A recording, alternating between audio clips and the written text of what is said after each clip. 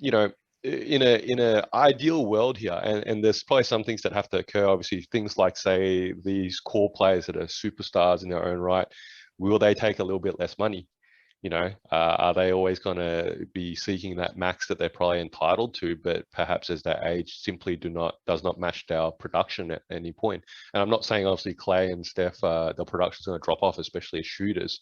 But the reality is that they can probably extend their career by simply, and they've already had some injuries, let's be clear, especially Klay, some quite severe injuries there too, that instead of being asked to play 30 to 35 minutes a night, what if that range was closer to the 25-minute mark over the course of a 82-game season?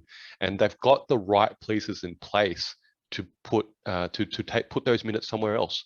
That's Jordan Poole right now. Give him an extra 5 to 10 minutes a game throughout the course of the season.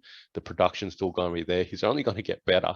Okay, they got Moody obviously still that's developing on the bench that really hasn't got much credit, but the kid can play. I think he's shown some real flashes there that can they find him more of a role?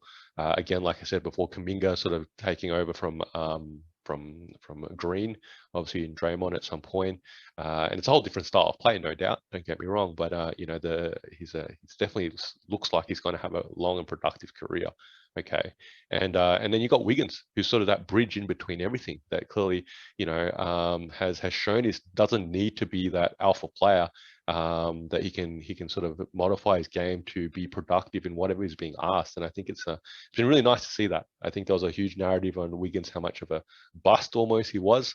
And the fact that they're going to play all the way now into June, and Wiggins is the core part of that success. I think it's really been positive to see that. So, look, I think all said and done here, these Warriors, if they can pick up this ring this year, they're really going to sort of take themselves in that conversation of the Lakers in the 2000s, the Spurs obviously, and the Bulls obviously in the 90s. I think they put themselves right there in that sort of conversation, and a few more rings will probably take them above them.